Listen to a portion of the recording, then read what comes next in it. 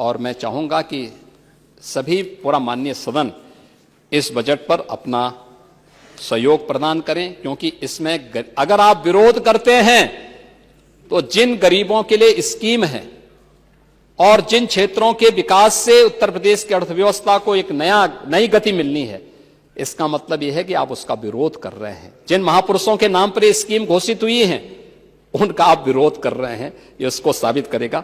अध्यक्ष जी, आपने मुझे अवसर दिया है, मैं आपका भी हृदय से आभार व्यक्त करता हूं। धन्यवाद। मत संख्या 10 माननीय वित्त मंत्री जी। मत संख्या 10। माननीय अध्यक्ष जी। कौन बोलेगा? मंत्री जी, शायद पर्ची कागज के बीच में फाइल में रह गई है। उमर का सर। तो जरा एक बार फिर से याद दिला दीजिए। माननीय अध्यक्ष जी। माननीय मुख्यमंत्री जी, ये जितने भी सदस्य हैं, ये भी आपके इसी 25 करोड़ आबादी का हिस्सा है।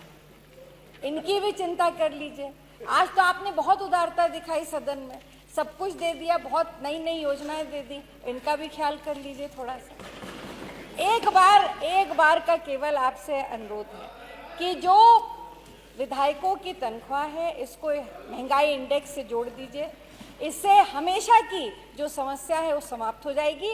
और दूसरा, आपने ये जो 5 करोड़ रुपए विधायक निधि की है,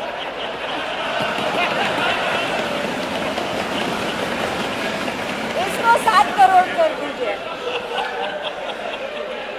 और 200। माननीय अध्यक्ष जी,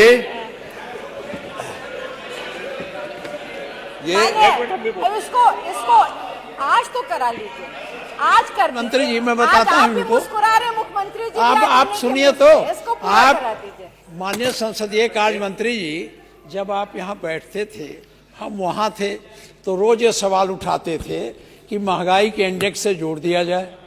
और पूरा पेंशन हमारी कमेटी बनी थी, आप पूछ लीजिए, जो इन्होंने प्रस्तावित किया था माननीय अखिलेश जी ने पूर्णतः मान लिया, उसमें कोई संशोधन नहीं किया था। पूछिए है गलत। तो आप ये लोग जब कह रहे हैं, यद्यप हम बहुत इसके उसमें नहीं रहते हैं, लेकिन जब सबकी राय है, आप जब आपकी इच्छा रही है माननीय मुख्यमंत्री, तो आप कुछ आप जैसे वो कह रहे हैं इंडेक्स से जोड़ने का, तो इसमें कोई बड़ी बात नहीं है महंगाई के इंडेक्स से जोड़ने। बोलिए। आप कुछ कह रहे हैं? जोड़ दीजिए।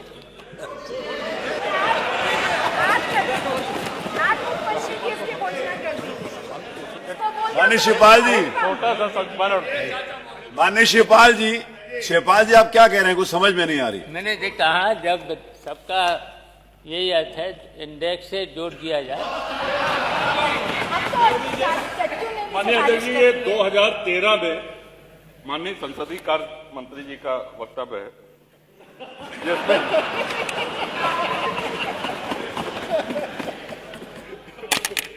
और आपने कहा है कि मानवर इसमें वारंट ऑफ प्रेसिडेंस बने हैं।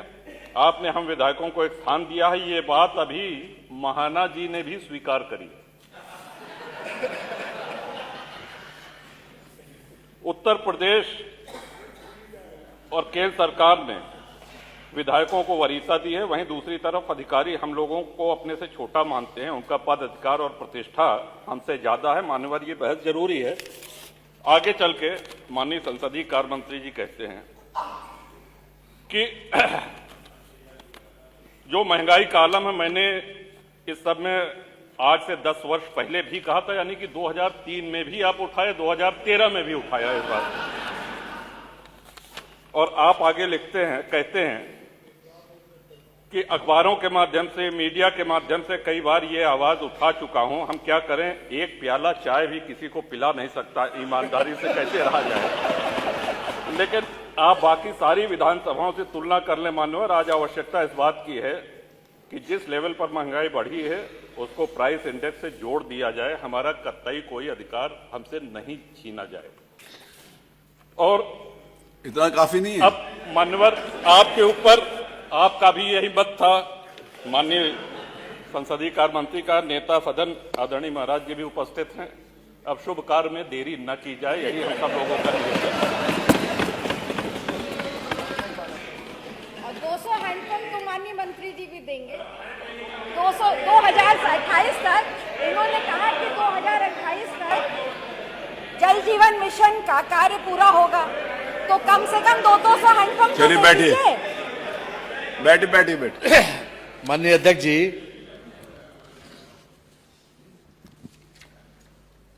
एक रामायण की चौपाई है माननीय।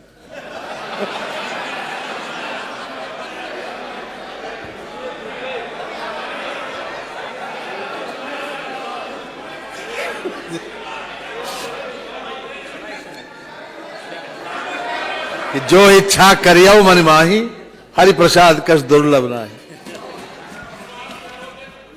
इसका मतलब क्या हुआ? माननीय अध्यक्ष जी,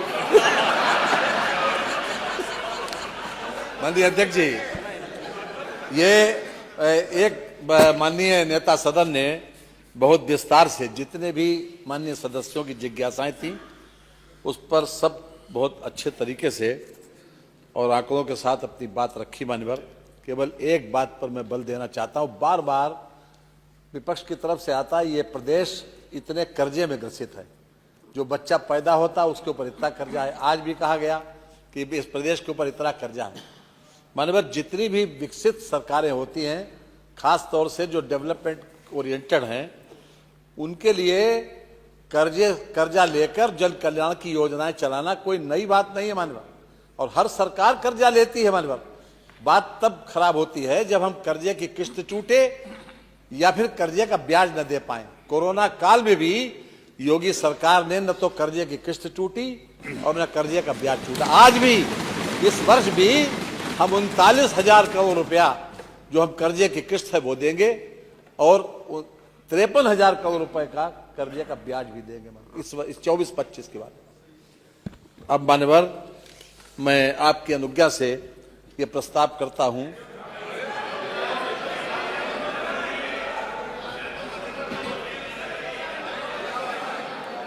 देखिए,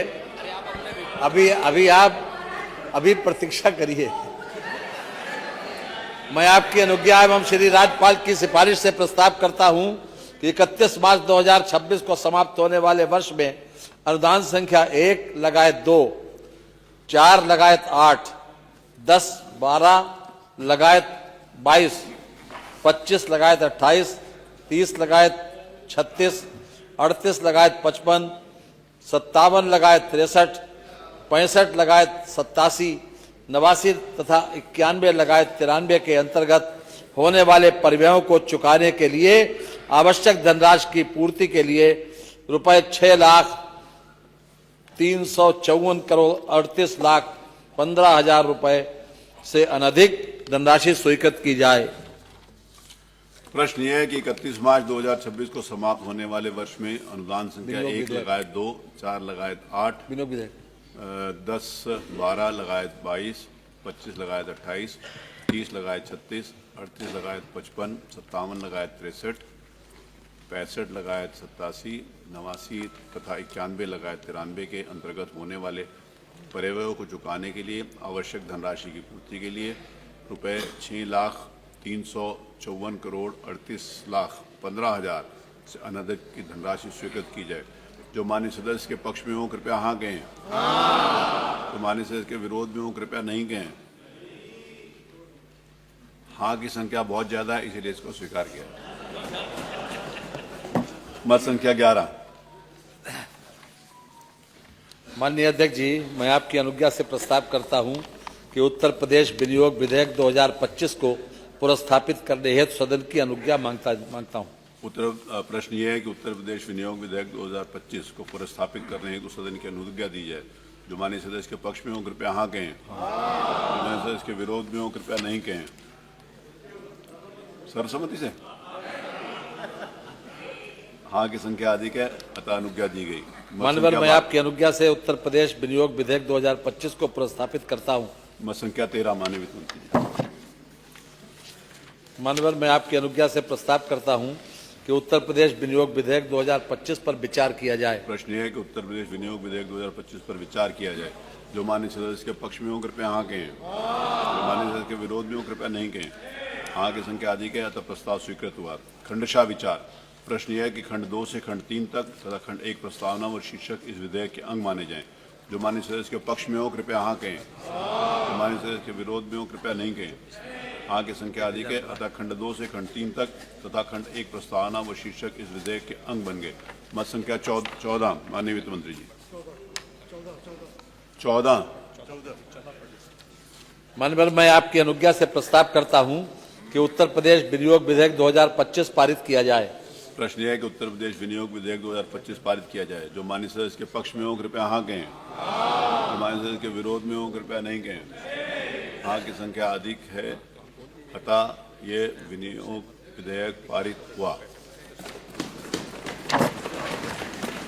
आज माननीय अध्यक्ष जी, जो कमेटी पिछली बार माननीय मुख्यमंत्री जी ने घोषित की थी वित्त मंत्री की अध्यक्षता में, माननीय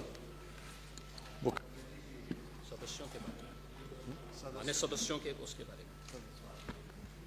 हाँ माननीय, अभी सभी दलों के विचार भी आ गए हैं और उसकी कमेटी की रिपोर्ट आ जाएगी, उसके आधार पर ही आगे कार्रवाई होगी। माननीय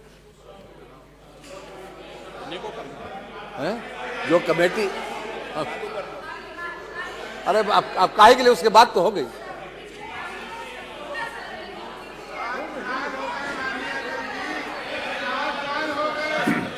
हम ही करें।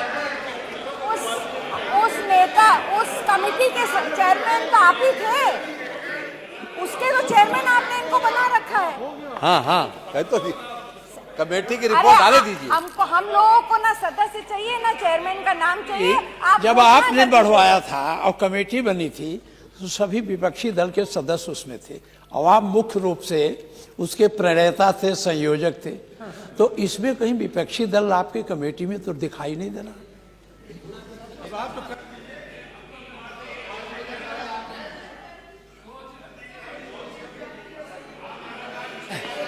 जल्दी शामिल कर लेंगे, शामिल कर लेंगे, शामिल कर लेंगे। माननीय अध्यक्ष जी, अब आप लोग समझ गए होंगे।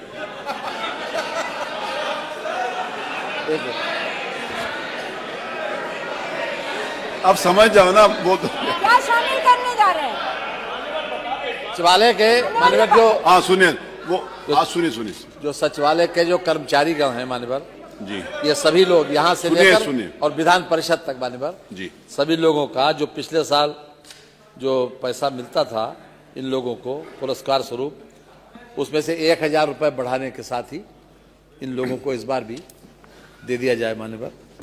धन्यवाद। ये माननीय मुख्यमंत्री सहमत, वो कर देंगे, हो गया,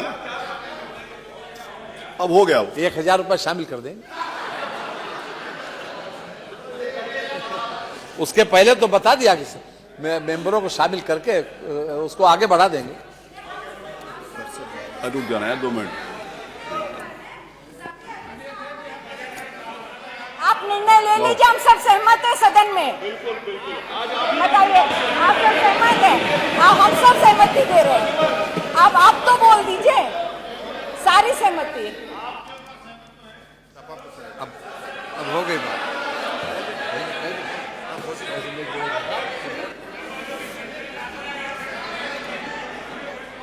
ऐसा है, माननीय नेता सदन ने जब कह दिया है तो उसमें अभी कभी ऐसा नहीं होता है।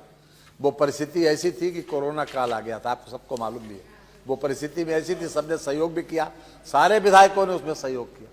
इसलिए अब आज माननीय नेता सदन ने कह दिया है, अब ये हो जाएगा। चलिए,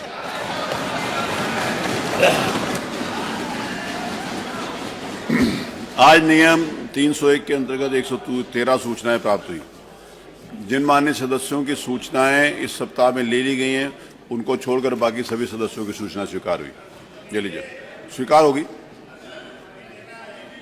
क्या सुन लें?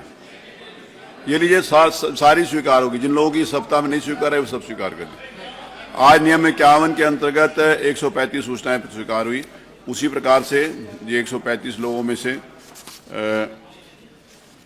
52 लोगों की सूचनाएं पहले स्वीकार नहीं थी, 52 लोगों की सूचनाएं स्वीकार करके बाकी सब अग्राह्य हुई। चलिए दोनों हो गई। आज जो याचिकाएं हैं ये हमारा सचिवालय देख लेगा, जितने लोग भी उपस्थित हैं सबकी याचिकाएं स्वीकार ली।